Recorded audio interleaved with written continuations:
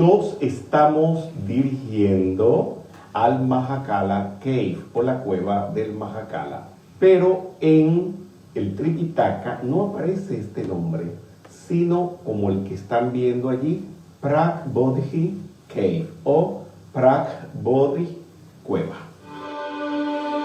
Les habla Rubén Cedeño desde el Mahakala Cave o la cueva del Mahakala en India.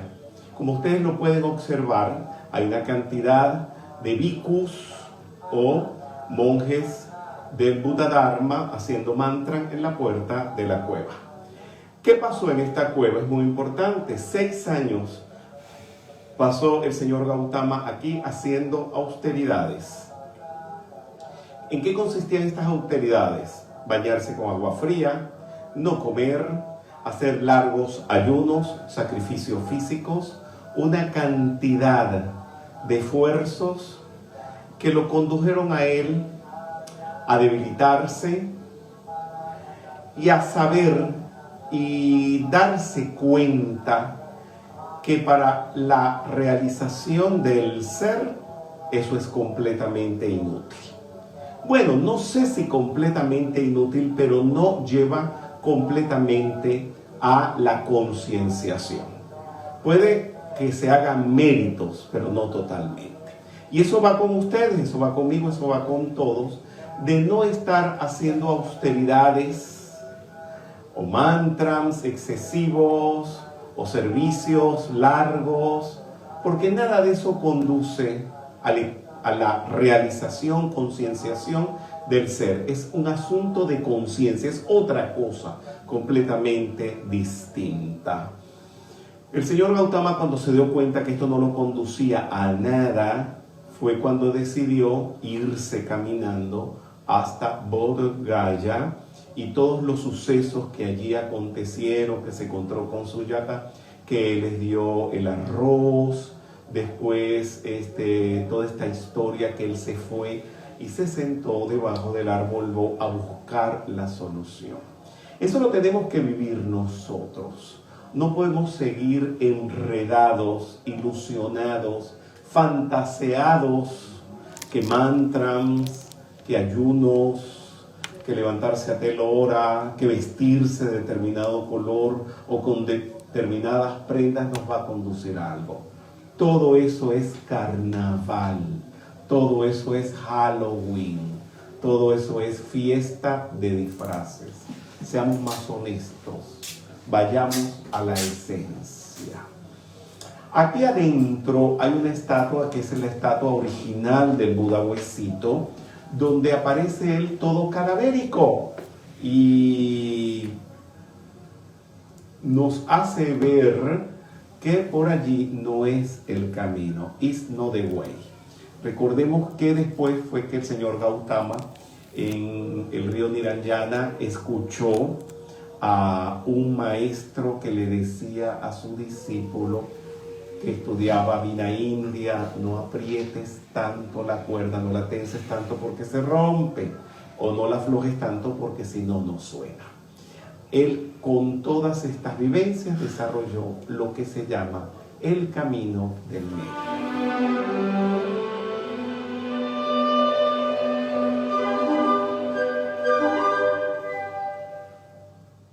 Este es el original del Buda Huesito. Tantas láminas de oro le han puesto encima que ya lo han hecho como una estatua realmente de oro. De verdad, no es pintado en dorado.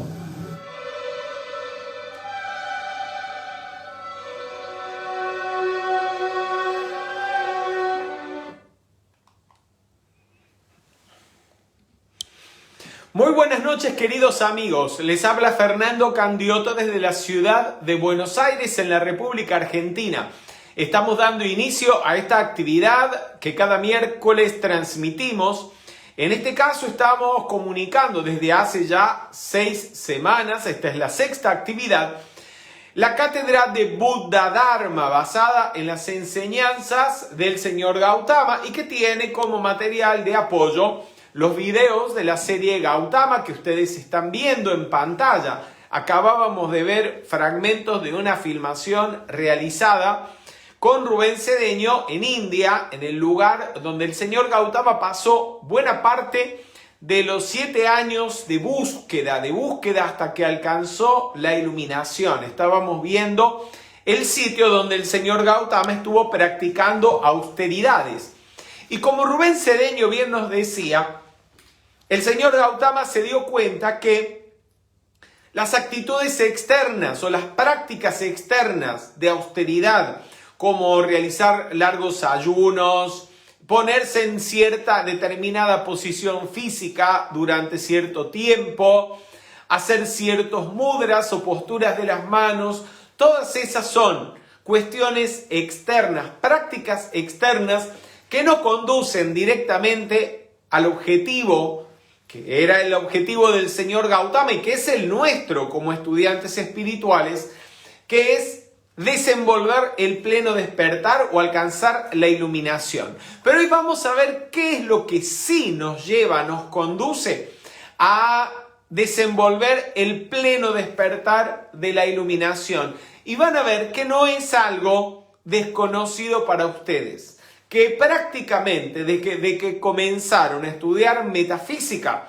ustedes, tal vez sin saberlo, están desenvolviendo los requisitos para conseguir un día el pleno despertar o la iluminación, que fue lo que consiguió el señor Gautama debajo del árbol Bodhi, en Bodh Gaya, India. Bien, estamos viendo aquí el material bibliográfico del curso. Los libros Buddha Dharma de Rubén Cedeño, Dorje Supremo y Camino del Medio. En el caso de Camino del Medio reúne los discursos del señor Gautama para la nueva era, tematizados y en un orden pedagógico. Encuentran también ustedes en pantalla las páginas web donde pueden solicitar este material, ya sea a las editoriales, a los distribuidores, o en el caso de los libros electrónicos, también conseguir un acceso directo a las librerías virtuales donde se puede conseguir todo este material. Bien, vamos a recordar un poquito y ahí les voy a pedir a todos ustedes que me ayuden cuáles son los requisitos para llegar a ser un bodhisattva. Estamos viendo una imagen del maestro Kuthumi. El maestro Kuthumi es actualmente el bodhisattva Nirmanakaya de la Tierra. Un bodhisattva, recordemos, es un ser al cual le falta solamente un paso, es decir, una iniciación, para convertirse en un Buda, en un ser plenamente iluminado. El maestro Kuthumi, como bodhisattva de la Tierra, está a una iniciación de convertirse en el Buda. Recordemos que hoy en día el Buda de la Tierra es el señor Maitreya. A ver si me recuerdan, les doy un ratito porque sé que hay un breve delay, para que me digan cuáles son los requisitos para llegar a ser un bodhisattva. Mientras tanto voy saludando a las personas. Ah, miren, ya ahí me están respondiendo. Selma Álvarez dice, hacer los votos del iluminado o del bodhisattva. Muy bien. Ah, lo respondió todo ella. Desarrollar el bodhicitta. Muy bien. Y no ascender hasta que todos hayan ascendido. Eso es parte de los votos del bodhisattva. Muy bien. A ver si alguien dice algo más. Norma Martínez. Contactar el Buda del Kalpa. Muy bien. Y a ver si nos queda alguno. Creo que nos falta alguno. Desenvolver el bodhicitta. Muy bien. Hacer los votos del bodhisattva. Dice Andrés Delgado. Muy bien. Y Gabriela López González nos recuerda. Desenvolver o desarrollar los paramitas. Bien, ahí se los pongo en orden. Lo primero es contactar al Buda del Kalpa. Y si no lo hemos contactado, porque a lo mejor en una vida anterior no hemos coincidido con la encarnación de un Buda, tal vez en el futuro, no importa. Vamos a pensar en el señor Gautama. Hemos aprendido en metafísica que donde está tu atención, allí estás tú. Así que podemos pensar en el señor Gautama y conectándonos con él mentalmente, hacer en su presencia esos votos del iluminado. si es nuestro deseo o nuestra motivación hacerlo. Lo siguiente entonces es hacer los votos del Bodhisattva o los votos del iluminado.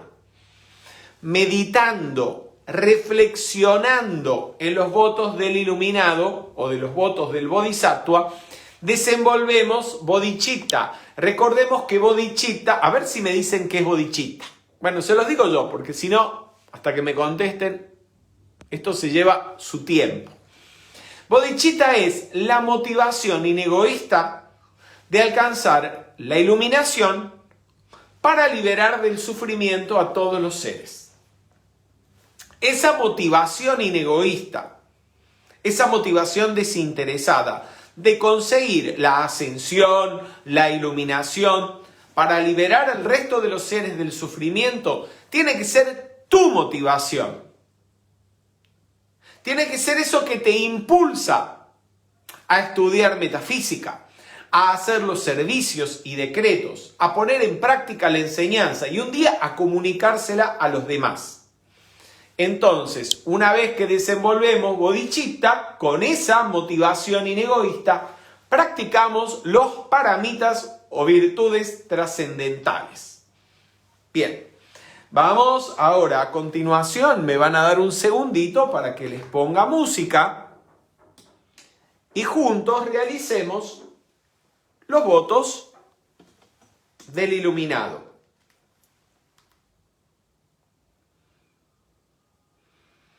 Lo vamos a hacer con la llave tonal del señor Gautama.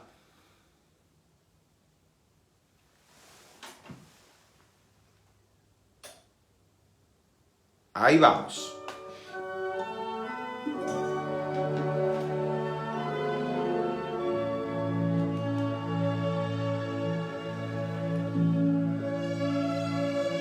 Pensando en el señor Gautama Buda, el señor del mundo, hacemos en su presencia, que abarca todo el planeta Tierra, porque el señor Gautama es actualmente el señor del mundo.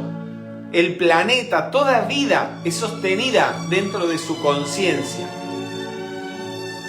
Y no se mueve una sola hoja de un árbol sin que el señor Gautama esté consciente de ello.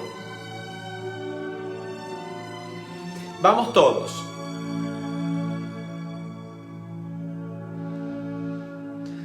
Yo soy procurando la salvación de todos los seres sensibles.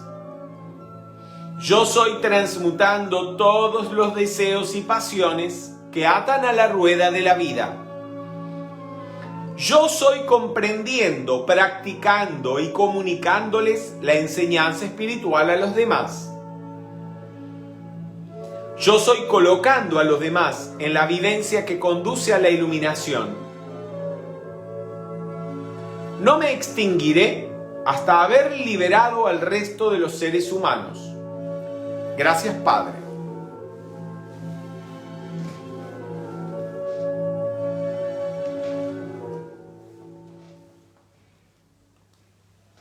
Muy bien, ahí tenemos una imagen del señor Gautama como señor del mundo y podemos verlo rodeado por su aura. Creo que se ve bien a través de la transmisión. Esa aura que no es otra cosa que el cuerpo causal del señor Gautama. Ese cuerpo causal, como ustedes han estudiado ya en las actividades de metafísica, cada esfera del cuerpo causal está conectada con un aspecto de la divinidad, con uno de los 7 rayos.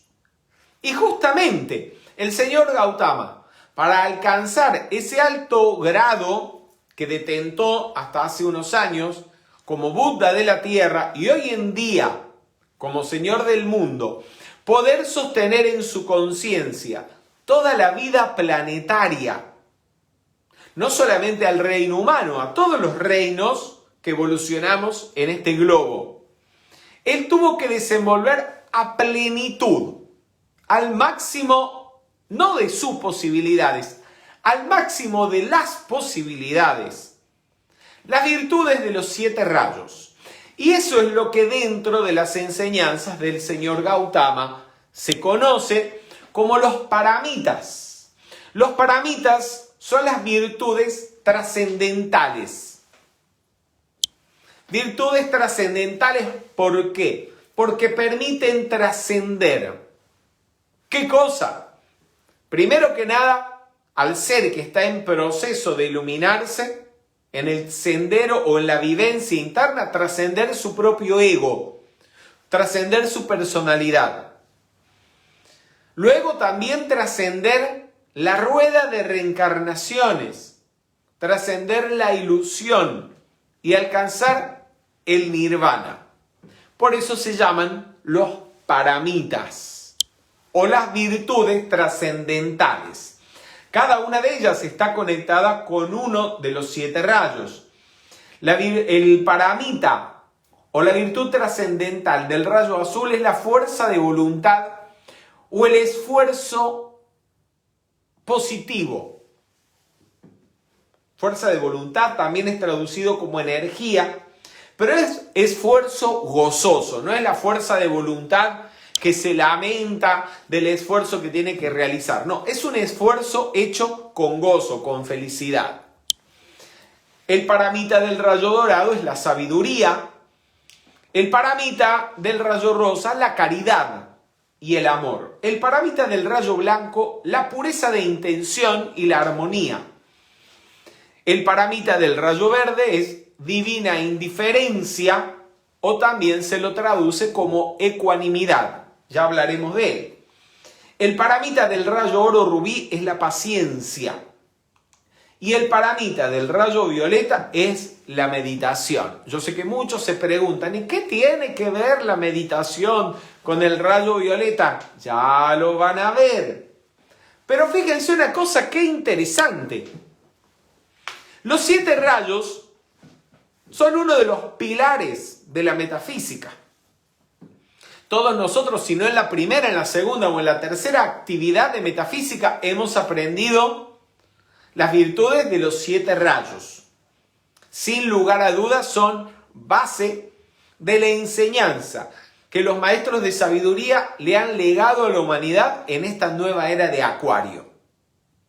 Junto, por supuesto, haciendo énfasis en el rayo violeta. Pero ese conocimiento y uso de los 7 rayos es la base y casi lo que distingue un poco la enseñanza de esta era de Acuario de la enseñanza del pasado. Pero ya vemos que en realidad no ha sido totalmente ignorada en absoluto en eras anteriores. Por ejemplo, dentro del cristianismo conocemos los 7 rayos o las cualidades como los 7 dones del Espíritu Santo.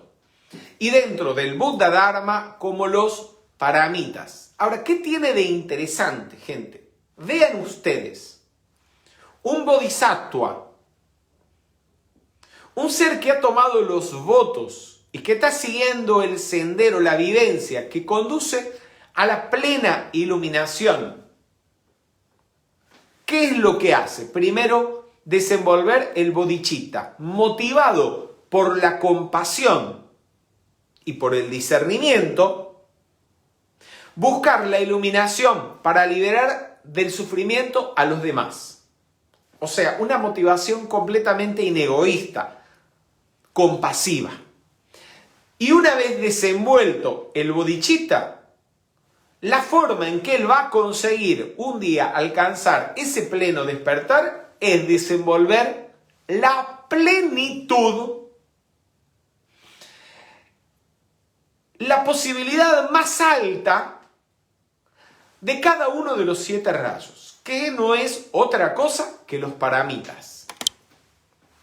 Así lo vemos, lo encontramos en el libro La Voz del Silencio. Para aquellos que nunca han oído hablar de La Voz del Silencio, un pequeño libro de unas 80 páginas, escrito por Madame Blavatsky, pero como ella misma lo explica, el libro no es de ella.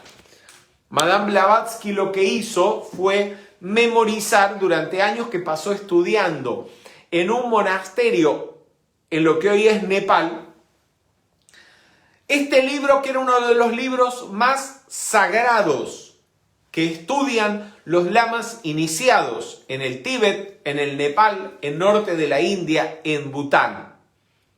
Ella memorizó durante el tiempo que estuvo estudiando allí muchos de estos preceptos y los tradujo por primera vez a una lengua, a un idioma occidental. Obviamente en su momento el inglés, y hoy en día prácticamente se consigue el libro en todos los idiomas occidentales. Este libro, como ella misma lo menciona, son extractos del libro de los preceptos de oro, un libro que está custodiado, el original, por la propia jerarquía espiritual de Shambhala, pero que no es desconocido y que es estudiado por los más altos lamas, entre ellos el Dalai Lama, el Panchen Lama, que es el maestro del Dalai Lama, para que vean ustedes por dónde va la cosa. Dice así al respecto de los paramitas: vivir para el bien de la humanidad es el primer paso a la iluminación, se está refiriendo. Vivir para el bien de la humanidad no es otra cosa que desenvolver el bodhicitta, esa compasión iluminada de buscar la liberación de todos los seres, sabiendo que para ello, para poder ayudar a los demás de mejor manera, nosotros mismos tenemos que conseguir esa liberación y esa iluminación. Continúa. Practicar las virtudes trascendentales es el segundo. O sea, el segundo paso, como veníamos diciendo, es practicar los paramitas. Los paramitas son las nobles puertas de virtud que conducen a Bodhi y a Prajna.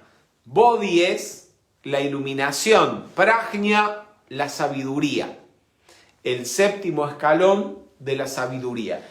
En esas pocas frases que algunos hemos leído tantas veces durante tantos años, sin comprender plenamente, y tal vez no las comprendemos todavía plenamente, pero cada vez que uno lee y relee, no solamente La Voz del Silencio, sino cualquier libro de metafísica, va descubriendo cosas nuevas.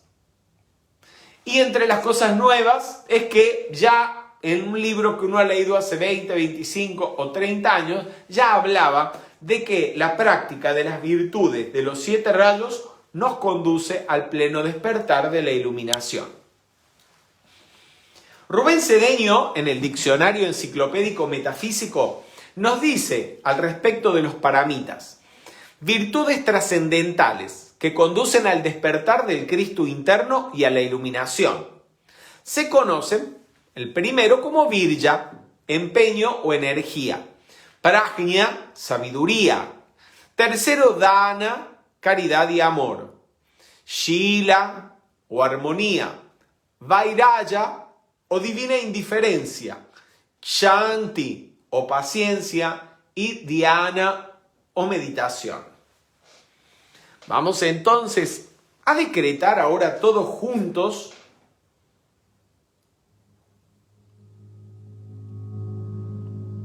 vamos a afirmar el pleno desenvolvimiento en nosotros de estos paramitas. Vamos todos.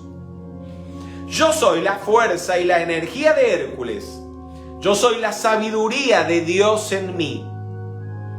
Yo soy caritativo y amoroso. Yo soy la perfecta pureza y armonía. Yo soy la divina indiferencia. Yo soy la paciencia que nada puede perturbar. Yo soy la contemplación incesante del ser. Gracias, Padre. Liliana O'Malley dice: sí, a mí me pasa lo mismo cuando releo un libro. Por eso es tan importante. Los libros de metafísica no son una novela, no son Harry Potter que usted lo leyó una vez y bueno, tal vez después de un tiempo lo vuelve a leer para pasar un buen momento. Son libros de estudio y de meditación. Y por eso es importantísimo que cada tanto tiempo volvamos a leerlos y a meditar. Tampoco es una carrera que usted hace un curso de lectura veloz para poder leer más rápido los libros de metafísica. Olvídese, eso no es así. ¿Se acuerdan, si ustedes han seguido las actividades que Rubén nos está dando sobre el Mahabharata, que cuando Vedavyasa estaba dictándole a Ganesh el Mahabharata, para que Ganesh no escribiera tan rápido y él tuviera que estar todo el tiempo hablando y dictando, le puso la condición a Ganesh de que a medida que escribiera fuera leyendo, reflexionando, meditando y practicando lo que leía. Porque si no, Ganesha lo que hacía, como muchos de nosotros hemos hecho tal vez al inicio de nuestros estudios, era leer, lo que significa meramente llenarse de información y no necesariamente comprender lo que estamos leyendo y mucho menos practicarlo. Continuamos. En el libro La voz del silencio continúa hablando sobre los paramitas. Dice: veo el sendero. Esto es el estudiante o la Anu, como se lo llama en el libro. Veo el sendero con su base en el cielo y su cima perdida en la gloriosa luz nirvánica. 7 portales conducen al aspirante a través de las aguas a la otra orilla. La otra orilla hace referencia al nirvana. Cada portal tiene una llave de oro que abre sus puertas.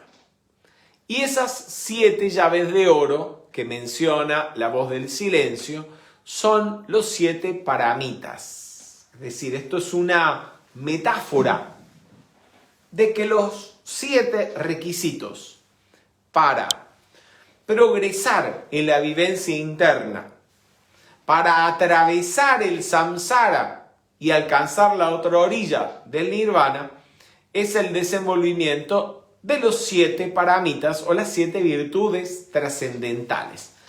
Al respecto de esto vamos a ver una explicación que van a encontrar también en Pláticas sobre el Sendero del Ocultismo, volumen 2.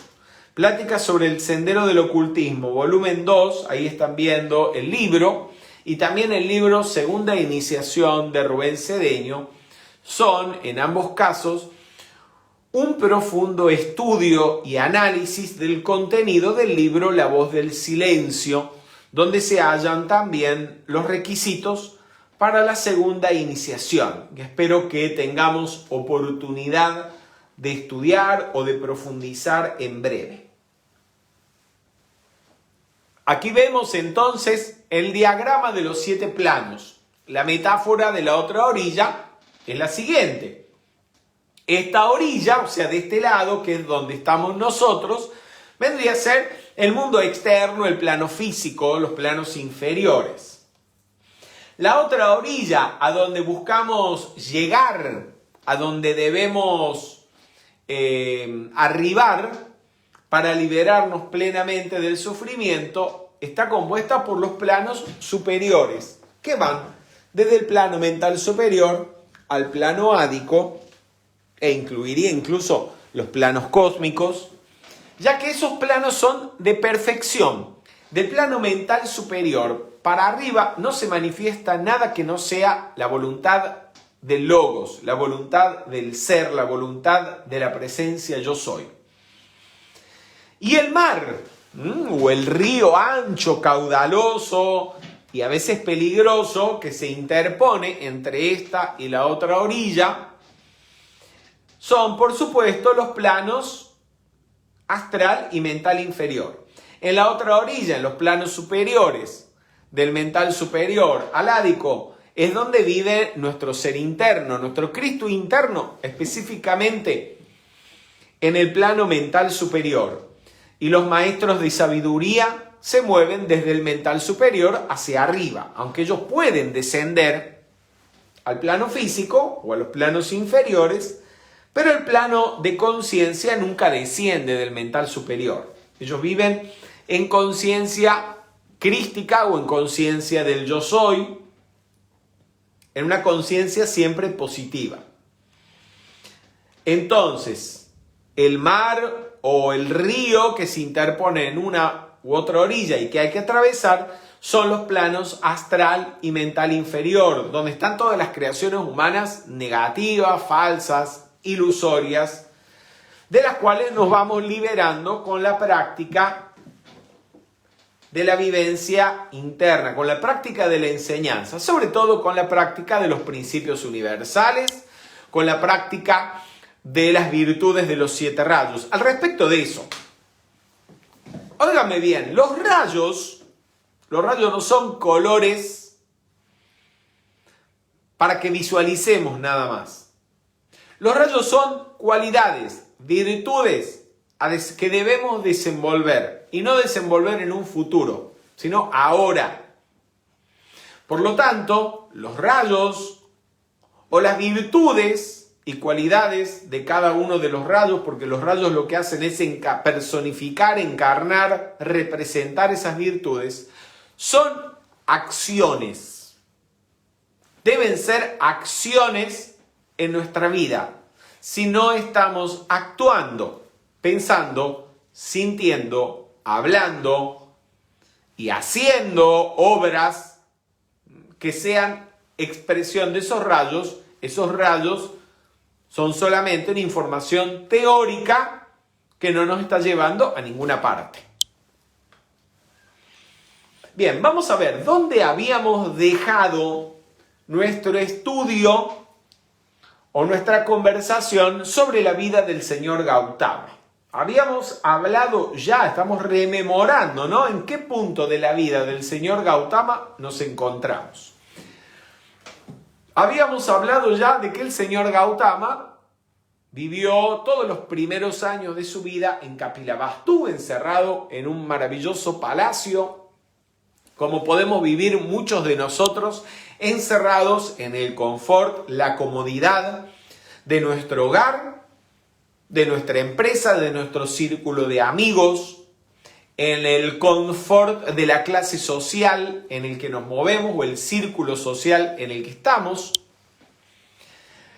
Pero un día quiso ver que había más allá de los muros de Kapilavastu y se encontró con el sufrimiento de la humanidad. El mismo sufrimiento que nosotros podemos ver y contactar a través de los medios de comunicación.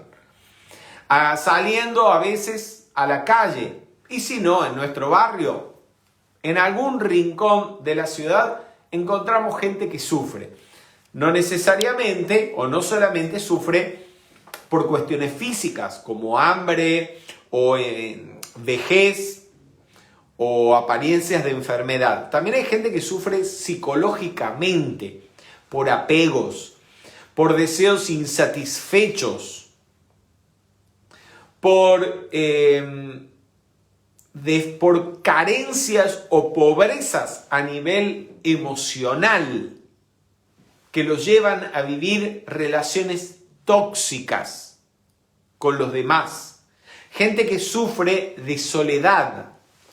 Todo eso es el sufrimiento con el cual el señor Gautama hizo contacto. Y él se dio cuenta que no podía seguir encerrado allí, de brazos cruzados, esperando que un día la vejez o la enfermedad o la muerte le trajera el sufrimiento al interior de su palacio de Kapilavastu. Es decir, él se dio cuenta, usó la inteligencia, el discernimiento, que no hacía nada evadiéndose. Dice, esto a mí no me va a pasar. Por supuesto que le iba a pasar si no hacía nada para descubrir cuál era la causa de ese sufrimiento y liberarse. Tenía que salir a la calle, como tenemos que salir nosotros a la calle, primero a buscar la enseñanza, una enseñanza liberadora. Y luego, cuando la hemos encontrado, ponerla en práctica, usarla, ver si realmente funciona para liberarnos. Y entonces, no quedarnos egoístamente nosotros con esa instrucción, sino compartirla con los demás, porque no se puede vivir pensando solamente en uno. Si usted tiene hijos, si usted tiene padres, madre, hermanos, amigos, algún ser amado usted tendrá, aunque sea la mascota. Usted tiene que pensar en que ese ser, si ignora la enseñanza, si ignora el Dharma, puede ser que en este momento aparentemente no esté sufriendo, pero es cuestión de horas, días, meses, como mucho años que sufra. Y por eso el señor Gautama renunció y salió a buscar la enseñanza, encontró algo de enseñanza muy valiosa en dos gurúes o dos maestros que estaban encarnados en ese momento, y el señor Gautama alcanzó altos grados de desarrollo, de meditación con ellos, pero no el completo despertar que estaba buscando. Y siguió durante varios años practicando entonces austeridades hasta que se dio cuenta que por allí no era el camino, que esa no era la vía. Practicando austeridades, como ya lo vimos en el video sobre Mahakala Cave, en el cual Rubén nos habló, el Gautama se volvió así, flaquito, como el Buda huesito.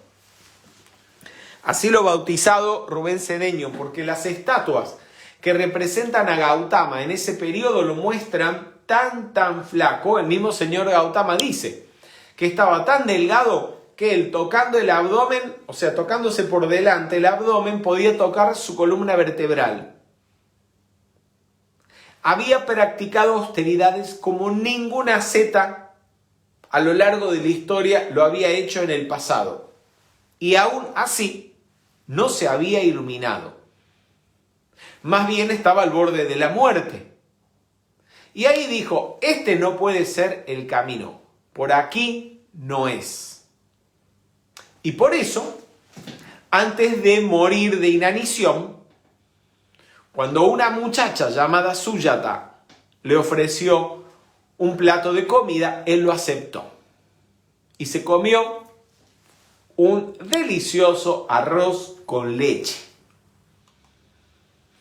Y ahí descubrió el camino del medio. El camino del medio es que ni la mundanalidad excesiva, extrema, vivir todos los fines de semana de boliche en boliche, de fiesta en fiesta, bebiendo y comiendo todo lo que te dé la gana, satisfaciendo todos los deseos de los sentidos, todos los días con el último celular, con la última computadora, con el último automóvil, mudándote de casa en casa cada vez más grande o acumulando propiedades que por ahí no se llega a ninguna parte, porque un día uno deja este cuerpo físico y con el cuerpo físico deja todo lo demás. Y encima, apegado, habituado a satisfacer esos deseos, se imaginan el horror de querer seguir bebiendo, querer seguir comiendo, querer seguir comprando y no tener cuerpo, dinero, tarjeta de crédito para seguir haciéndolo. Por ahí no se va a ninguna parte. Pero en el otro extremo de las austeridades tampoco conduce al pleno despertar y a la libertad. En medio de todo esto, entonces, el señor Gautama, habiéndose comido el arrocito de Sujata, tuvo un recuerdo. Les voy a leer ahora un extracto de un sutra del señor Gautama, se llama el Bodhirajakumara Sutta. Es una narración que el señor Gautama está haciendo, le está contando a un príncipe, a un joven príncipe, un poco ese camino hasta que él consiguió el pleno despertar. Y le acaba de contar que había descubierto que por las prácticas de austeridades no conseguiría la iluminación y que tuvo un recuerdo. Recordó lo que estamos viendo en pantalla. Dice, entonces recordé un día cuando mi padre estaba trabajando y yo me encontraba sentado bajo la fresca sombra de un árbol. Allí, apartado de los deseos de los sentidos, apartado de lo que es perjudicial, alcancé y permanecí en la primera abstracción meditativa, en la que hay gozo y felicidad nacidos del aislamiento y que va acompañada de ideación y de reflexión. ¿No podría ser ese el camino hacia la iluminación? Sí, ese es el camino a la iluminación. Él recordó cuando, siendo niño, debajo de un árbol, espontánea y naturalmente, se puso a meditar y entró en un estado de meditación. Y dijo, por ahí es. Y se puso a meditar. Bien. Se puso a meditar y a medida que iba meditando, iba expandiendo su conciencia, va elevando su conciencia. Él se fue caminando del lugar que ustedes vieron oportunamente la semana pasada, en realidad, a orillas del río Niranjana. Atravesó el río y en medio de un bosque, debajo de un frondoso árbol, tomó la siguiente determinación. Se dijo, me voy a sentar debajo de este árbol a meditar y no me voy a parar hasta que consiga el pleno despertar. Y no se paró. Estuvo 40 días y 40 noches. Medita, hasta que finalmente logró su objetivo. Recuerden eso, porque eso es uno de los paramitas, una de las virtudes trascendentales. Lo primero que tuve que atravesar fue el plano astral y el plano psíquico que rodea la Tierra. Ese atravesar el plano astral está representado, de alguna manera también metafóricamente, en las narraciones de la iluminación del señor Gautama, con la aparición de las legiones de Mara. Mara viene a ser o a personificar el mal, un poco como el demonio o el diablo aquí en Occidente, ¿sí? Que no existe en realidad, no es más que una personificación de las energías mal calificadas por uno mismo y por el resto de los seres humanos. Las narraciones de la iluminación del señor Gautama nos dicen que antes de que él alcanzara el pleno despertar, primero aparecieron las hijas de Mara, doncellas muy bellas, hermosas, que buscaban tentar al señor Gautama. No es que se le apareció ninguna chica, olvídense de eso. De hecho, las hijas de Mara tienen como nombre deseo, apego, avaricia, lujuria, etc. Son simplemente la personificación de sentimientos, de emociones negativos o conflictivos que están dentro de cada ser humano y que asaltaban al señor Gautama mientras estaba meditando para distraerlo de su meditación. Como estos deseos no conseguían distraerlo, aparecieron de lo profundo de su inconsciente otros aún más negativos, que son mencionados como las legiones de Mara, que lo atacaban con todo tipo de armas, pero el señor Gautama permaneció siempre ecuánime, armonioso, concentrado en su objetivo, y así logró atravesar el plano astral y el plano mental inferior y adentrarse en los planos superiores. Bien, ahora vamos a recordar un poquito. Hemos hablado de esto ya varias actividades atrás, que es las 7 esferas. Cada uno de nosotros emanó como chispa divina, como una presencia yo soy, hace millones y millones de años atrás, del corazón del gran sol central. Me van a dejar que corrige aquí porque aquí hay algo que no se ve bien. Eso, ahí lo vemos mejor. Muy bien. todos nosotros emanamos del corazón del Padre y tuvimos durante nuestro descenso a los planos de manifestación que atravesar las 7 esferas que conforman el cuerpo causal de la divinidad. Si lo vemos en el diagrama de los 7 planos, tenemos en el plano monádico la presencia yo soy, que durante el arco de involución, es decir, mientras desciende a los planos de manifestación, tiene que atravesar desde la esfera azul hasta la esfera violeta cada uno de los planos de manifestación. Y luego, una vez que ha llegado al plano más bajo, comenzar a ascender. Entonces, el proceso de evolución o el proceso de ascensión que describe el señor Gautama durante su iluminación es un proceso inverso al que como presencia yo soy realizamos cuando estuvimos descendiendo en el arco involutivo, en el inicio de nuestra aventura en este universo. Fuimos elevándonos, ascendiendo y expandiendo nuestra conciencia por los diversos reinos hasta que eventualmente regresamos o regresaremos al corazón del Padre. Entonces, así como en el arco de descenso o involución, la presencia yo soy pasó primero por la esfera azul, después por la esfera dorada, luego por la esfera rosa, luego por la blanca, la verde, el oro rubí, para atravesar finalmente la esfera violeta y encarnar en el plano físico.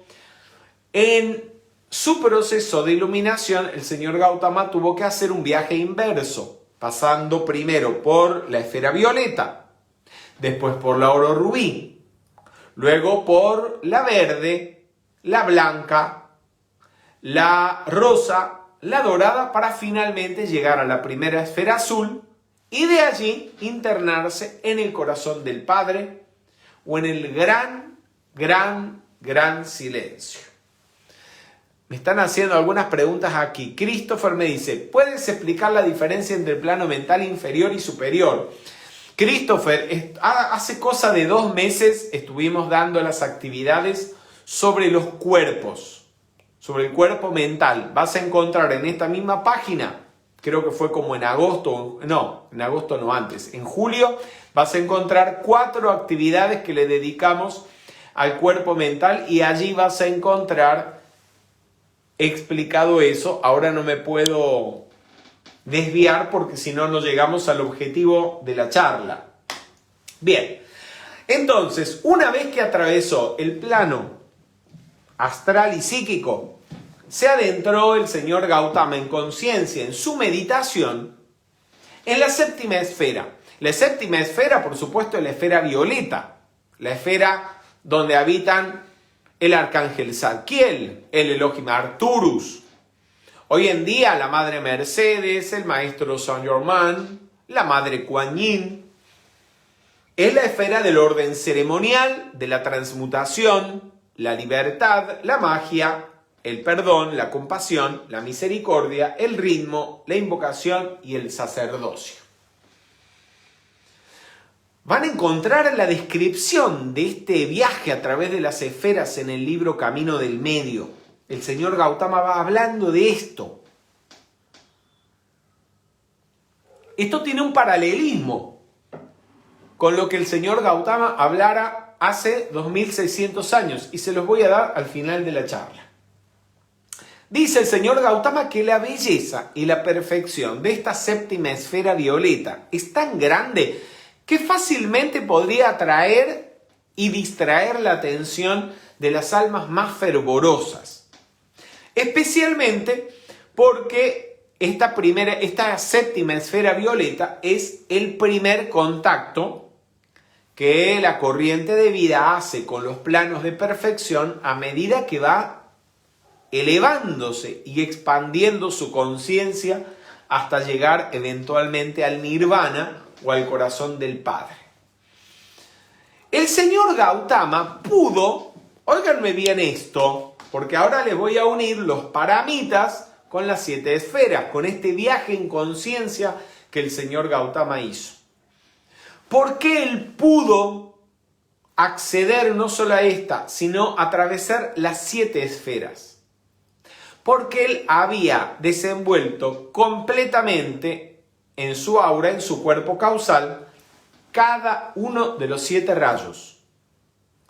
Todas las virtudes al máximo de sus posibilidades. Más no se podía. O sea, el señor Gautama ya no tenía más cualidades que desarrollar porque había llegado al punto máximo que un ser humano puede conseguir. Esos son los paramitas. El paramita del rayo violeta es meditación o dhyana. Dhyana en sánscrito es meditación. Y el libro La Voz del Silencio nos dice al respecto. Meditación. La puerta de oro que, una vez abierta, conduce a la santidad, hacia el reino del ser eterno y su contemplación incesante. La meditación nos libera de la falsa creencia de que somos el cuerpo. A través de la meditación es que tomamos conciencia de que nosotros no somos ni el cuerpo físico, ni una envoltura emocional, que no somos los sentimientos, que tampoco somos la mente y los pensamientos que tenemos. Y entonces, al tomar conciencia de que la personalidad, el yo inferior, no es el ser, es impermanente, es vacío, es ilusorio, nos vamos desapegando del cuerpo físico y del mundo material. Nos vamos desapegando de los sentimientos que nos hacen sufrir. Nos vamos desapegando de las ideas, conceptos preconcebidos, de creer que porque se piensa de una forma o de la otra se está en lo cierto. Y así se llega a la renuncia. Les repito el proceso. La meditación nos permite tomar conciencia de que no somos el cuerpo, no somos los sentimientos, no somos la mente y lo que pensamos. Que el mundo material, el mundo emocional y el mundo de la mente son ilusorios, impermanentes, vacíos.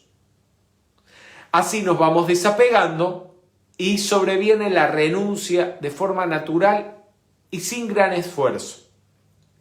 Y desapego, renuncia, es sinónimo de liberación. Y liberación es rayo violeta. No sé si alguna vez lo pensaron, pero piénsenlo. Desapego y renuncia a lo que nos tenemos que de lo que nos tenemos que desapegar y a lo que tenemos que renunciar es a lo que nos hace sufrir, a lo que nos hace daño, aunque estemos apegados a ello. Por lo tanto, desapego y renuncia son palabras que tienen a lo mejor una connotación un poco negativa, pero que en realidad son sinónimos de libertad. No hay libertad sin desapego y sin renuncia. Vamos todos a afirmar: me desapego y renuncio a todo lo que me ata a la rueda de reencarnaciones y soy libre en Dios. Por ejemplo, para perdonar, para liberarte del resentimiento, tienes que renunciar a vivir recordando lo negativo que te ocurrió o lo negativo que alguien te hizo. Es desapegarte de un recuerdo. Así el señor Gautama pasó luego a la sexta esfera, la esfera oro rubí del idealismo, la devoción, el misticismo, la provisión, la paz, la tranquilidad, la gracia, la economía y la serenidad. Y dice que le fascinó, le encantó la esfera oro rubí, se hubiera quedado ahí. Si no fuera porque, después de un tiempo en cada esfera, su ser interno, la voz del silencio, que es la voz de tu real ser, le decía, sigue adelante, ve más adelante. Ese no es el objetivo final, todavía falta algo más.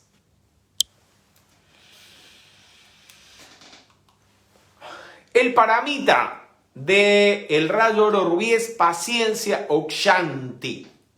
Shanti en sánscrito. La dulce paciencia imperturbable, como la llama la voz del silencio, personificada en el Elohim tranquilidad. Si ustedes no lo han leído, busquen en el libro de la vida. En el libro de la vida, el Elohim tranquilidad narra todo lo que le llevó a él, la paciencia que tuvo que tener durante siglos y siglos y siglos para un día llegar a convertirse en un Elohim. En el Elohim tranquilidad. Él personifica la paciencia. Paciencia nos enseña la naturaleza. Todo tiene sus procesos. Hay un tiempo para la siembra.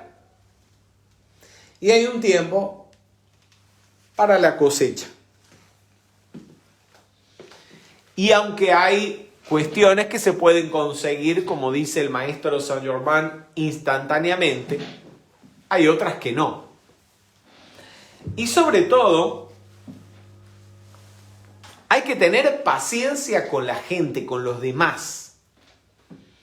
Hay que desenvolver paciencia para no irritarse, no molestarse, no enojarse con las imprudencias que puedan cometer otras personas, con el maltrato que puedan darnos o su falta de educación, su falta de agradecimiento. Porque si usted espera que va a conseguir la armonía y la iluminación cuando todo el mundo se porte bien con usted, y nadie comete una imprudencia, gente, no se va a iluminar nunca. Es al revés. Ustedes tienen que desarrollar el antídoto. ¿El antídoto para qué? Lo que hagan los demás no lo afecte. Y esto es la paciencia. Les estoy poniendo allí una imagen del templo de Luxor, como era supuestamente hace 3 o 4 mil años, cuando estaba en el esplendor de su brillo, y de Lady Nada, porque Lady Nada fue instruida, entrenada por el maestro Serapis Bey en el templo de Luxor. Y ella cuenta que en el entrenamiento que Serapis Bey da en Luxor, te coloca con 7 personas, 7 compañeros de grupo, que tienen características que te resultan especialmente irritantes, por no decir insoportables.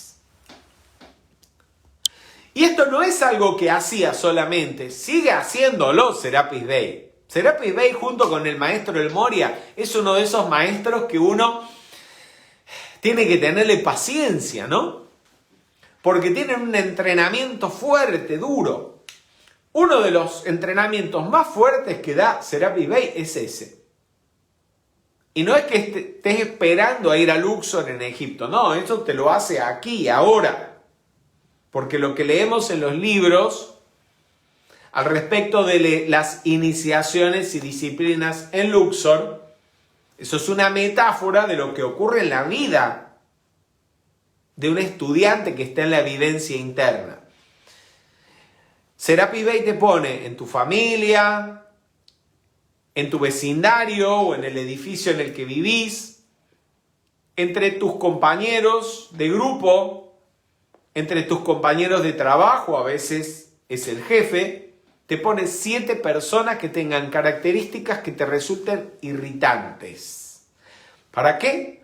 Para que desenvuelvas Shanti, para que desenvuelvas la paciencia, para que desenvuelvas el paramita del rayo oro rubí y te gradúes.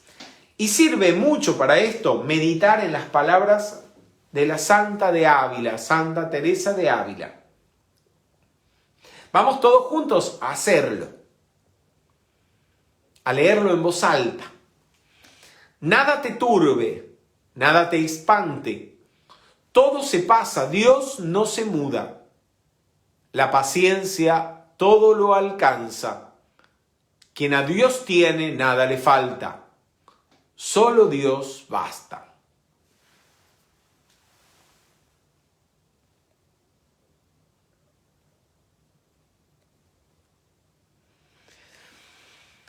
Mara Otero pregunta, Fernando, entonces, ¿nos sucede cuando en nuestra vida cotidiana nos pone vecinos o personas cercanas que justo tienen características que nos sacan de quicio? Sí, es exactamente eso, Mara.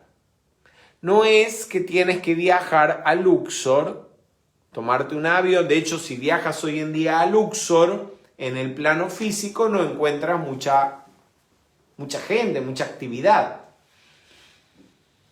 Esas iniciaciones puede ser que uno en los planos internos durante las noches sí sea llevado al retiro etérico y allí el maestro te acepte como candidato, como en un entrenamiento para un día ascender.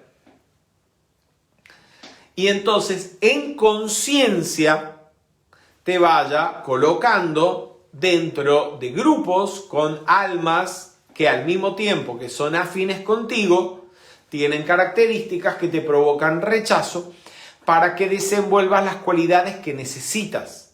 Porque ninguno va a alcanzar la iluminación sin desenvolver plenamente las virtudes de cada uno de los rayos. Así que esa persona, miren qué lindo, esa persona que te saca de quicio, esa persona que tiene hábitos que te molestan, es tu maestro. Es uno de los maestros que te está ayudando a desarrollarte. Me encanta pensar que es como las pesas en el gimnasio, que uno las va tomando y las usa para ejercitarse y desarrollar músculos y desarrollar fuerza. Bien, esas personas son las pesas que te ayudan a desenvolver la musculatura de tu espiritualidad.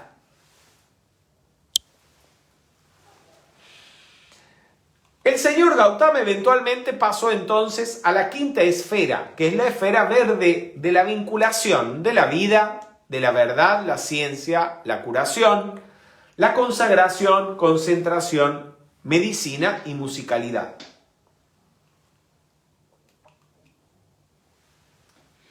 El paramita que le permitió al señor Gautama llegar a esta quinta esfera en sánscrito es Vairaya, Vairaya o divina indiferencia, también traducido como ecuanimidad. En la práctica que cada mañana realizamos de la observación consciente, va dirigido prácticamente de modo directo al desarrollo de Vairaya, de la ecuanimidad, sobre todo de la observación de la respiración, la observación de las sensaciones.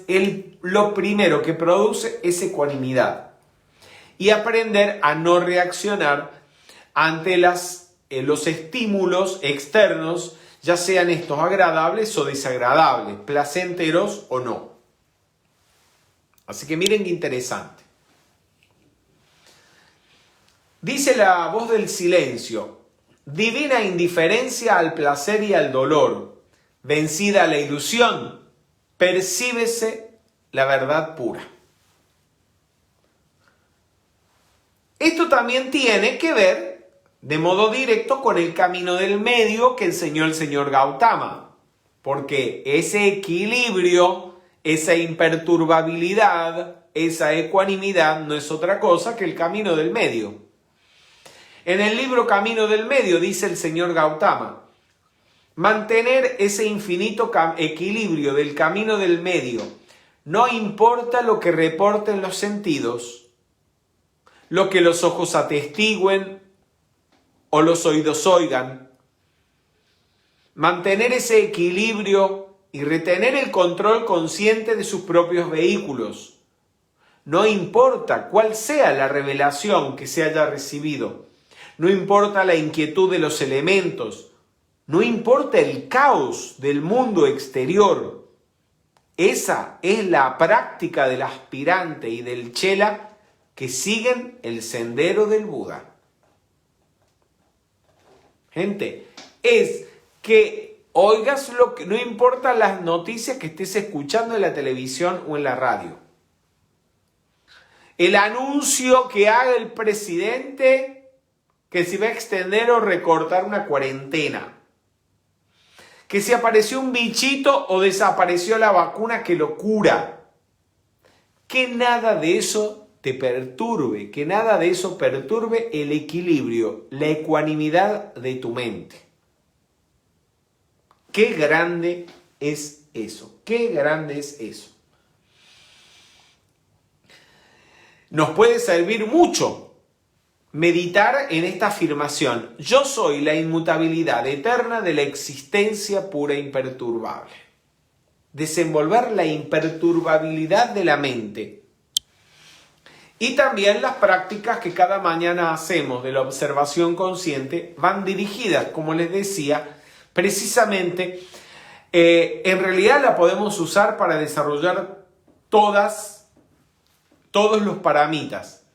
Pero el primero, y al cual va más en forma directa a su desenvolvimiento, es el de la divina indiferencia y también el de la paciencia, que están relacionados. Por eso les recomiendo a todos que si pueden, en las mañanas, a las 10:30 de la mañana de Argentina, se sumen a esa práctica. Y si no pueden porque en ese horario están trabajando, que ocurrirá seguramente en el caso de muchos de ustedes, en cualquier otro momento, a la noche o más temprano en la mañana, pueden hacer la meditación del día anterior. Quedan siempre grabadas allí. Pero sin la práctica de la observación consciente no vamos a ningún lado. Quiero decirles que dentro de la práctica de la enseñanza del señor Gautama, lo primero es eso. O sea, por donde usted tiene que empezar una vez que conoce las 4 nobles verdades y el noble óctuple sendero, es por la práctica de la observación consciente o de la correcta observación. Eso está al principio, al medio y al final. O lo hace en grupo o lo hace por cuenta propia. Pero si no lo hace, está perdiendo el tiempo siguiendo estas actividades o leyendo los libros, sean de la enseñanza de Gautama o los libros de metafísica. Porque sin observación no hay progreso. Bien, aquí esta imagen que les pongo es para darles un ejemplo dentro de la vida del señor Gautama de cómo es vivir esa inmutabilidad. Esto representa una ocasión en la que el señor Gautama estaba con sus estudiantes dándoles la enseñanza y de pronto interrumpió un señor furioso, enojado, ¿sabe Dios por qué motivo? Que empezó a insultar al señor Gautama, a tratarlo de mentiroso, de que estaba engañando a la gente, que lo que decía era mentira, como a veces puede pasar en alguna actividad que alguna persona o en comentarios que algunas personas maliciosamente colocan en las páginas de Facebook cuando aparece o se comparte una actividad de metafísica. Están engañando, están mintiendo a la gente, dejen de robarles, etcétera, etcétera. Bien, ¿qué hizo el Gautama? Los estudiantes de Gautama quisieron inmediatamente atrapar al hombre, le iban a caer a golpes. Pero el señor Gautama les pidió que permanecieran tranquilos, que pusieran en práctica la ecuanimidad, justamente. Y dejó que el hombre hablara. El hombre estuvo como media hora insultando a todo el mundo hasta que se cansó. Cuando se cansó, el señor Gautama le dijo: ¿ahora me permite hablar a mí? Bien. Si una persona le trae un regalo a usted y usted no acepta ese regalo, ¿a quién le pertenece el regalo? Y el hombre respondió, le pertenece a quien trajo el regalo. Muy bien, le dijo Gautama, usted vino hasta mí con todos sus insultos. Yo no los acepto, quédese con ellos. El hombre quedó así, duro, sorprendido, sin entender. Y se fue en silencio, meditabundo. Pero unos días después volvió, le pidió perdón al señor Gautama y le solicitó que lo aceptara dentro del Sangha, es decir, dentro del grupo de estudiantes del señor Gautama, porque se dio cuenta de que era un verdadero maestro. Si te vienen con insultos, si te vienen con críticas, pero vos no las aceptás, no permitís que te afecten, que te molesten, esa energía negativa que la persona te lanza, se queda con ella. Bien, el señor Gautama siguió avanzando, no se quedó en esa quinta esfera, pasó a la cuarta, que es la cuarta esfera blanca de la armonía, la pureza, la belleza, la ascensión, la resurrección, el arte, la invisibilidad, superación y disciplina. La esfera donde vive el maestro Serapis Bey, el Elohim Claridad, el arcángel Gabriel y toda la hermandad de Luxor. El paramita que había plenamente desarrollado el señor Gautama y que le permitió acceder en conciencia a esa esfera es Shila o pureza y armonía. La voz del silencio dice al respecto: conducta armónica en la palabra y la acción, la llave que contrabalancea la causa y el efecto y que no deja lugar a la acción kármica. Shila es la pureza de intención, la pureza en la motivación, que se refleja como un pensamiento, sentimientos, palabras y acciones que no hacen daño a nadie y que por el contrario lo benefician. Recuerden algo y quiero que se les grabe a fuego. Vamos a volver a hablar más adelante de esto cuando hablemos de la cadena de causación. Lo que diferencia o lo que hace que una acción sea positiva o constructiva o que sea negativa y destructiva es la motivación, es la intención. Es la motivación, la intención que debe ser pura. Por eso, en muchísimas ocasiones, no podemos saber realmente si la acción de una persona es buena o mala, o negativa y positiva, porque no podemos saber cuál es el pensamiento y el sentimiento que lo mueven a actuar. Si hay interés personal, egoísta, egocéntrico, hay algo, al menos, de mala calificación de la energía. Y si es completamente puro y desinteresado, es una acción constructiva, liberadora. Bien, se comienza practicando Shila a través de 5 abstenciones. Estas 5 abstenciones son: no matar, no robar, no mentir, no tener actividades sexuales forzadas, o sea, no forzar a ninguna persona a tener relaciones sexuales que no quiera, y abstenerse también de sustancias intoxicantes.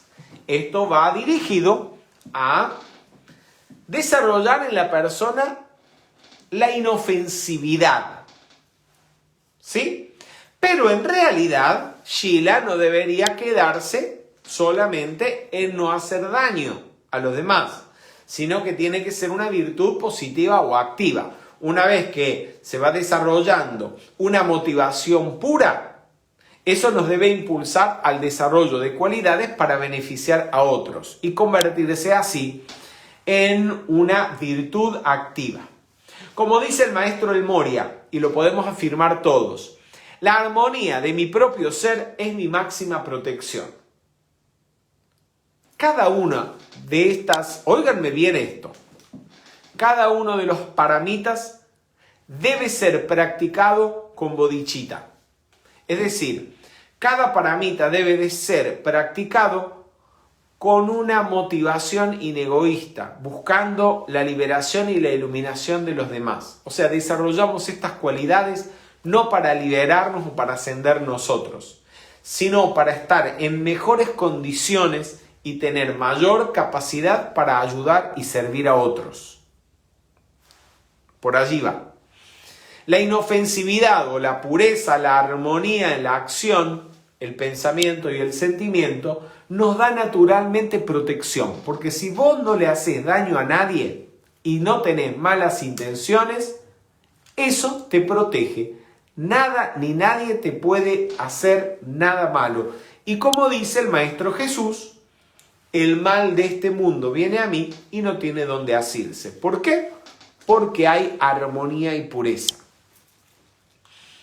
Pasó el señor Gautama a la tercera esfera rosa del amor, la cohesión, la adoración, la gratitud, diplomacia, actividad, filantropía y tolerancia.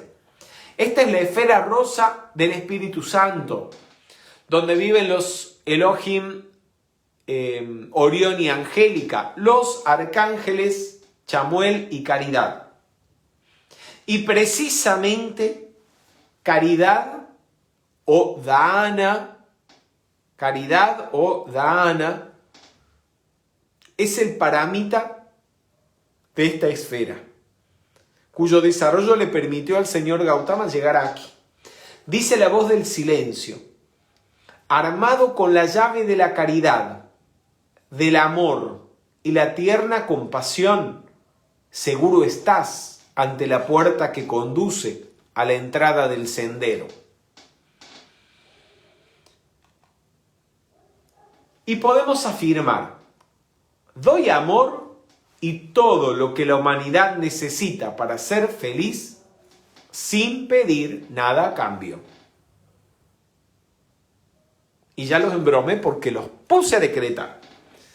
Que lo que des, sea amor, sea dinero, sea un plato de comida o sea la enseñanza, debe ser dado sin pedir o sin esperar nada a cambio.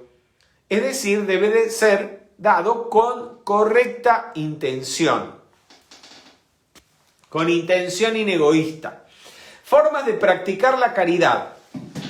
Dar a los necesitados. Puede ser dar un plato de comida, dinero a alguien, darle trabajo, si se puede, a quien lo requiere. Dar educación, enseñar a leer y escribir. Pero no solamente eso, enseñarle a comer, normas de urbanidad, buena educación a quien carece de ella, enseñarle a hablar bien o correctamente a quien tiene problemas de dicción. Comunicar el Dharma también es una forma de caridad a nivel mental y a nivel interno, y dar todo lo que uno es. Pero siempre, como ya dijimos, debe ser hecho desapegado al fruto de la acción. Ahora, miren, este en particular es un paramita muy beneficioso. Aunque usted lo haga sin esperar retribución, la retribución viene igual. Por ejemplo, la persona generosa que da, cuanto más da, más recibe.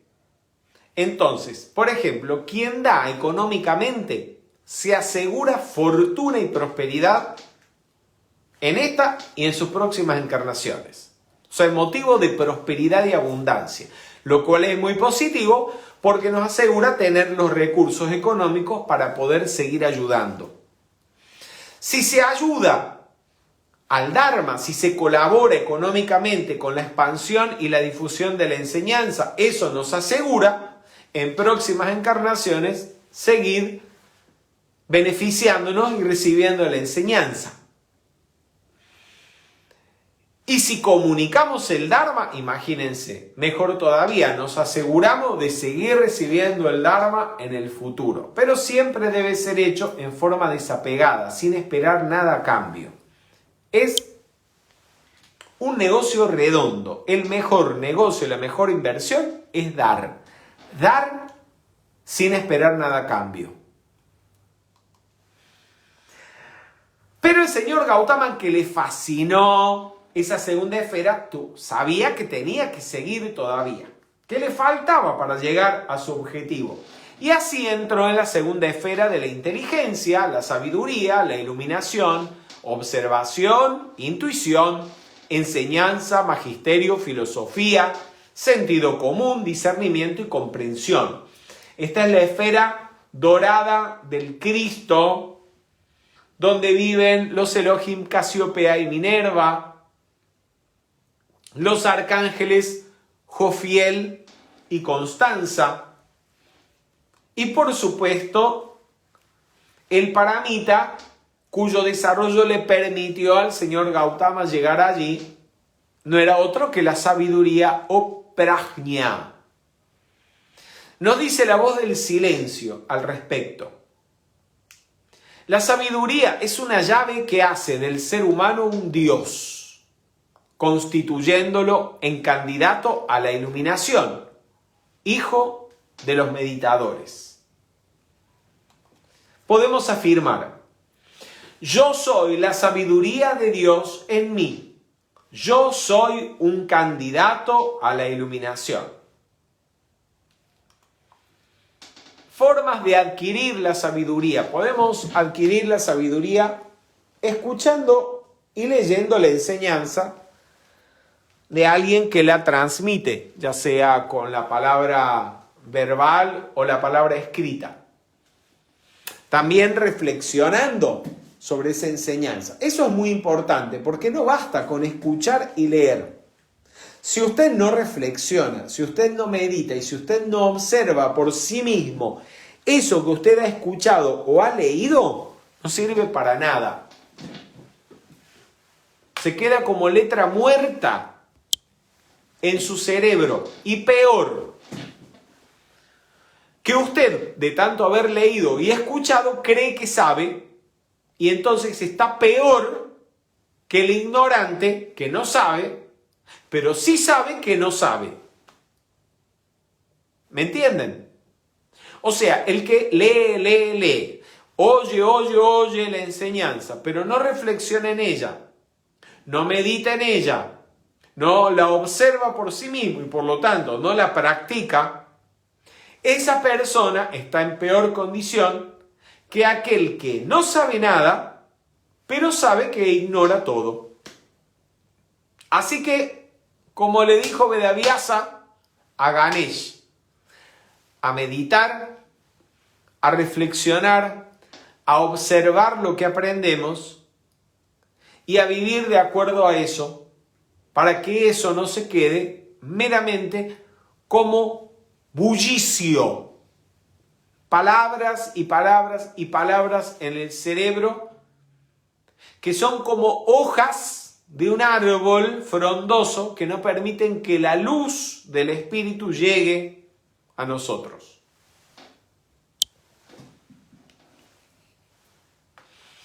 Y así finalmente el señor Gautama se adentró en la primera esfera azul del poder, la fuerza, la bondad, la voluntad, fe, dirección, entusiasmo y protección.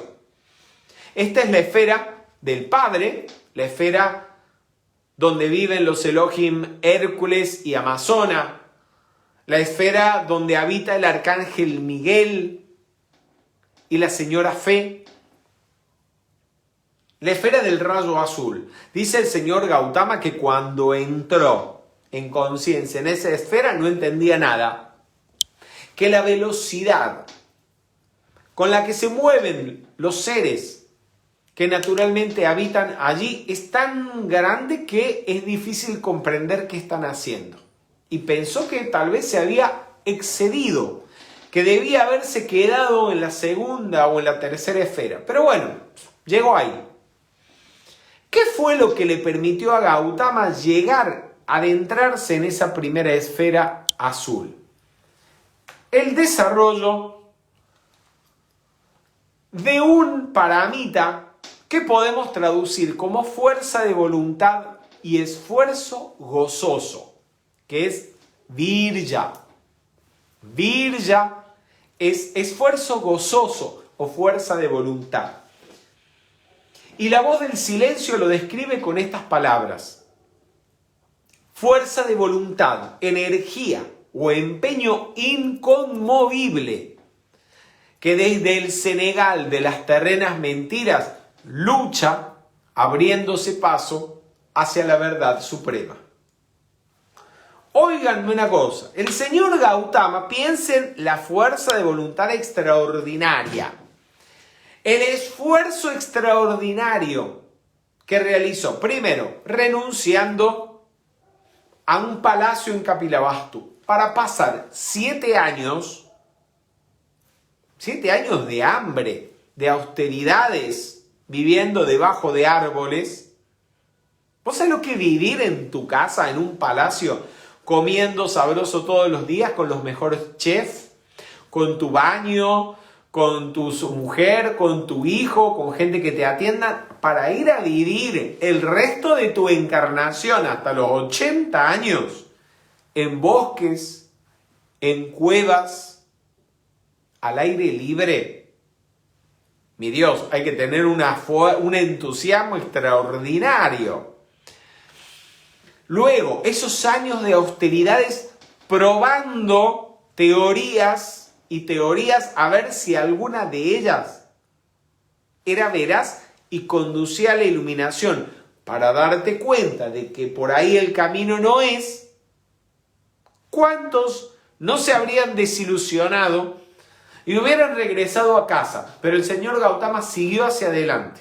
Siguió. ¿Por qué? Porque estaba firmemente determinado a lograr su objetivo, a alcanzar el pleno despertar. Y cuando se dio cuenta de cuál era el camino, se sentó debajo de un árbol, del árbol Bodhi, que hoy en día está en Bodh Gaya, y se sentó y dijo: de aquí no me muevo hasta que alcance la iluminación. Y pasó 40 días y 40 noches. Fue ese empeño, ese esfuerzo, esa fuerza de voluntad lo que le permitió acceder a esa primera esfera y sobrepasar, superar cualquier tipo de obstáculo y no conformarse con nada que fuera menos que su objetivo, el objetivo que se había planteado. Y esto indudablemente nos recuerda la fuerza, el poder del Elohim Hércules. Y vamos a hacer juntos este tratamiento, este decreto que da el maestro Saint Germain, que es realmente un decreto para desarrollar virya, para desarrollar fuerza de voluntad, esfuerzo gozoso. Vamos todos. Yo soy la fuerza, el coraje, el poder de adelantar a través de cada experiencia, cualquiera que sea, y permanezco alegre, elevado, lleno de paz y armonía en todo momento, por la gloriosa presencia yo soy. Gracias, Padre. Es fantástico ese decreto de Saint Germain, porque vean ustedes, es manifestar fuerza, poder, pero aún hacerlo como si uno estuviera alegre, hacerlo alegre, divertido y gozoso, y no un esfuerzo que es un lamento, ¿sí? Como esos estudiantes que cuando hacen algo están así con una cara de que se están muriendo, de cansancio, o que más de cansancio creo que es de aburrimiento o de fastidio. Un servicio prestado en esos términos no sirve para nada. Como dice el Lord Lin, los van a mandar de nuevo para que lo vuelvan a hacer felices. A propósito de esto, el miércoles 23 de septiembre es el día de Lord Lin. Lord Lin, en su última encarnación, fue Ananda, uno de los estudiantes más amados y cercanos al señor Gautama, y le vamos a dedicar la actividad a Ananda o al señor Ling. Y vamos a hablar de él. Bien, el señor Gautama entonces, habiendo llegado a esa primera esfera azul, hizo el último esfuerzo por atravesarla. La voz en su interior, la voz de su ser interno lo impulsó a seguir adelante, y cuando atravesó esa esfera azul, ¿con qué se encontró? Con esto.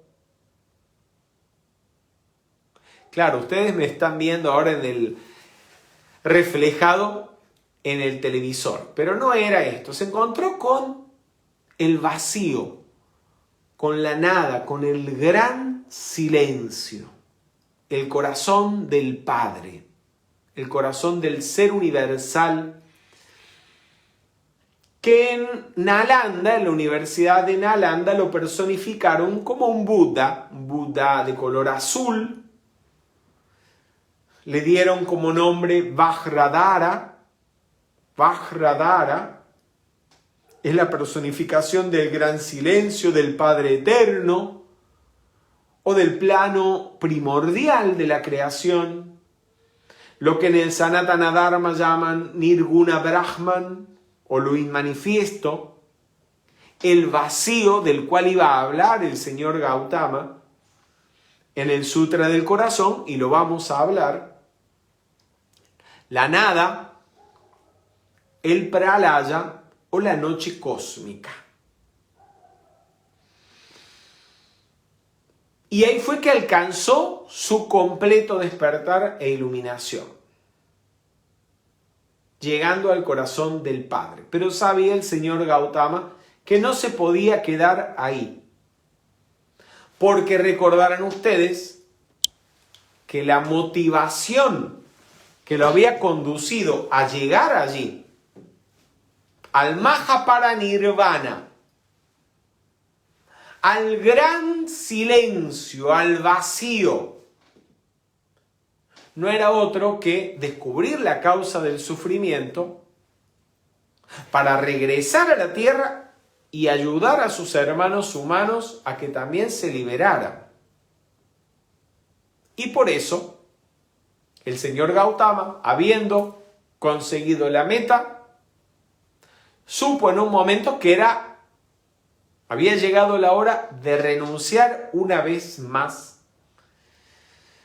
y volver al plano físico para animar ese cuerpo físico que estaba debilitado, malnutrido, debilitado por la falta de ejercicio durante 7 años de necesidad, de austeridad, de ascetismo, y volvió, descendiendo una vez más a través de las 7 esferas, reanimó ese cuerpo y pasó los 45 años restantes compartiendo con aquellos que quisieran oírlo lo que él había descubierto. Una enseñanza liberadora, una enseñanza que aplicándola cada uno de ellos podía dejar de sufrir y conseguir también ese mismo pleno despertar. Lo que comunicó el señor Gautama fue no solamente lo que había descubierto, sino cómo lo había descubierto, para que nosotros pudiéramos hacer lo mismo. Fue esa motivación original que tuvo cuando fue una asceta, miles, si no millones de años atrás, cuando tomó los votos del iluminado delante de su maestro, el Buda Dipankara, y se comprometió a conseguir el budado para ayudar a los seres a dejar de sufrir. Fue la motivación que lo llevó a desenvolver los 7 paramitas. Y vamos a recordar.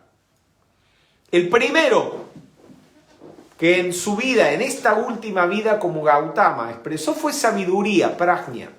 Él aplicó la sabiduría cuando se encontró con el sufrimiento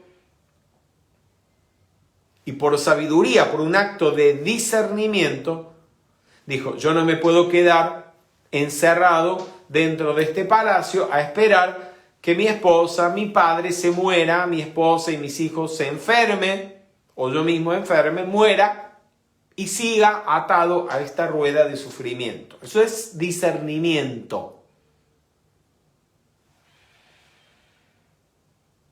Reflexión. Esto lo condujo a la renuncia, al desapego, que es el paramita del rayo violeta. Porque todo ese proceso era una meditación que lo lleva a desapegarse para salir a buscar la solución del sufrimiento. Aplica virya, el esfuerzo gozoso durante 7 años, esforzándose hasta finalmente alcanzar el pleno despertar. Tener paciencia. Paciencia sobre todo con aquellos que lo acompañaban y en un momento lo abandonaron, como por ejemplo los 5 ascetas que lo acompañaron durante esos años de búsqueda, y cuando lo vieron recibir un plato de arroz, creyeron que él había abandonado la búsqueda, que había vuelto a la vida del mundo. Y él no los juzgó, no los criticó. De hecho, van a ser los primeros beneficiarios de su iluminación. Eso es paciencia o kshanti.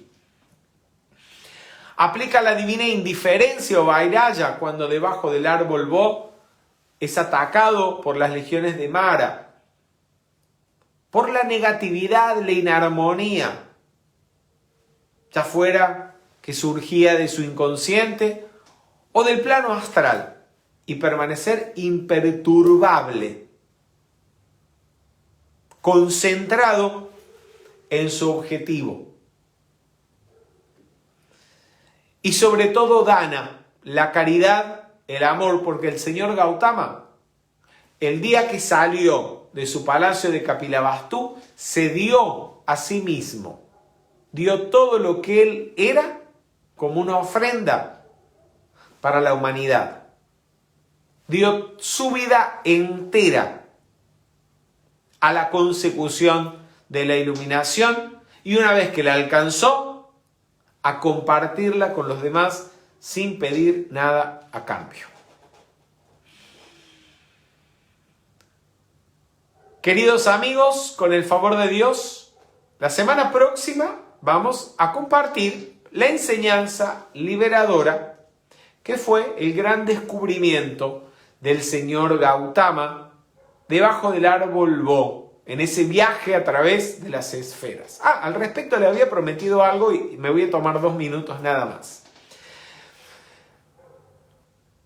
El señor Gautama, hace 2600 años, cuando habló del noble óctuple sendero y dentro de los 8 puntos a practicar para conseguir la iluminación, habló de la meditación. Meditación fue lo que él practicó debajo del árbol Bo. Y el señor Gautama describe en la práctica de la meditación propiamente dicha 8 niveles de meditación, lo que se llaman 8 absorciones meditativas, que desembocan finalmente en el pleno despertar o en la iluminación. Hagamos un paralelismo con lo que acabamos de ver. El señor Gautama atravesó las 7 esferas y una vez atravesadas las 7 esferas, entró en un 8º estado de conciencia, en el gran silencio. Muy buenas noches y muchas gracias.